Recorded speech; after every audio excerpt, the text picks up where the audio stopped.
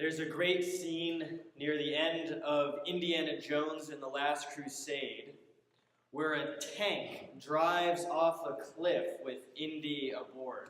Anybody remember that scene? Henry Jones, Marcus Brody, and Sala race to the cliff's edge and watch in horror as the tank tumbles to a stop below. In the meantime, Indiana Jones is clambering up a vine nearby. He staggers to his feet and comes up behind them. Sean Connery, who plays Indy's father, does a fantastic double take, right? And then he grabs Harrison Ford in a frantic embrace. "I thought I lost you, boy," he says. And the hug extends past the point you would expect the stern and professorial father to embrace his child.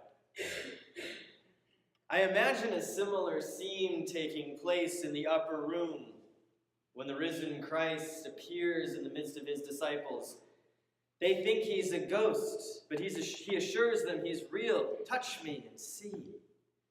Certainly some of them grabbed him in the same frantic embrace that Indy and his father share. "I thought I lost you, Lord." Others are still skeptical, so Jesus eats a piece of fish in front of them to prove he really does have internal organs, esophagus, stomach, intestines. He's not a ghost, of course. He's really there, a physical being, like Ted. And yet he's more than a physical being, because he's also a resurrected being. Maybe that's why they had trouble believing it was really him. Because in the resurrection, Jesus was somehow more than his old self. Or to put it another way, in the resurrected Jesus, in the risen Christ, the disciples could see more clearly just what God had in store for them, and indeed for all creation. No wonder they had trouble deciding if he was really human. He was really human. Fully alive, in a way no human had ever been before or has been since. In seeing him in the power of the resurrection, they realized how far they still had to go on the path, how much more they could be, how much more growing God had in store for them. The risen Christ is and was fully alive in a way we will not understand until we too find our place in the power of the resurrection. But that doesn't mean we can't access a piece of that life now. When we gather to receive the presence of Christ in Holy Communion, we invite that presence once again to take up residence within us. The presence has been there all along, but God knows that we need to participate in the action of taking Christ in again and again, so that we can also participate in his risen life growing inside us. On this side of the resurrection, what does our participation in it look like? What does being fully alive look like? I'll submit a few examples for the record. Exhibit A. Perhaps you come home late one night from work, and your husband didn't even think to make dinner, and your son decided that his smelly practice clothes were best displayed in the middle of the living room floor, and your daughter is having a minor anxiety attack because of all her algebra homework. You and your husband launch into the same old fight about responsibilities. At the same time, you try to tear your son away from the computer so he'll clean up his mess. Your daughter starts crying because of her homework and hormones and everyone yelling, and you tell her to take a few deep breaths. Everything will be okay, sweetheart. And as you say those words to your daughter, you hear another voice saying them to you. A voice that rises up from your gut. from your core, from the center of what makes you, you. And you realize, not for the last time, that life is messy, but there is more to life than mess. You remember that none of you is fully alive yet. Not like Jesus, at least.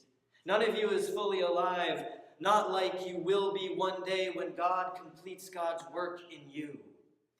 And so you ask the risen Jesus to live in you during that moment of stress and failed expectation. And for a little while, at least, you see clearer, love deeper, and shine brighter than you did before. Exhibit B. Perhaps you visit the homeless shelter to serve food, and for the first few minutes you put bread on trays, but you can't quite bring yourself to look up at the guests. They are too foreign, too dirty, too sad. Then you hear one of them laugh, a deep bass that rattles the silverware. And you remember how your grandfather laughed. And when you steal a glance at that man, you see Grandpa for a split second, and then you make eye contact. And you realize that you are related to this man. If not by blood, then by the fact that the Christ dwelling within you and the Christ dwelling within him are the same Christ.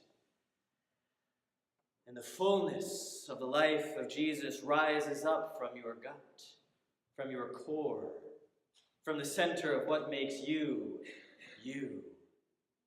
And the bread that you hand this man will be more than bread. Exhibit C. Perhaps you sit in the chair in the hospital room at 2 a.m. and gaze on the sleeping face of your aging father, who was fine yesterday. You swore he was, but then the blood in his veins stopped flowing with its normal ease, and he collapsed, and here he is attached to 11 different machines and dripping IVs, and he's looking 10 years older than he did a day ago. The doctor's visits have been brief, their words evasive, and you know they're trying to avoid telling you what your heart already knows. The nurses come and go, and their dedicated care for your father, even though he's most likely not going to wake up, gives you a place to put some gratitude in a situation suddenly rife with despair. The nurse wets your father's lips and gives you a comforting squeeze on the shoulder, and you whisper, "Thank you." And in those two little words, a ray of hope shines in the room. Not hope that your father will live, but that you will live even after he's gone. Those tiny words of thankfulness rise up from your gut, from your core, from the center of what makes you, you. And the risen Christ is there in the room, reminding you that physical death cannot stop the radical aliveness of the resurrection.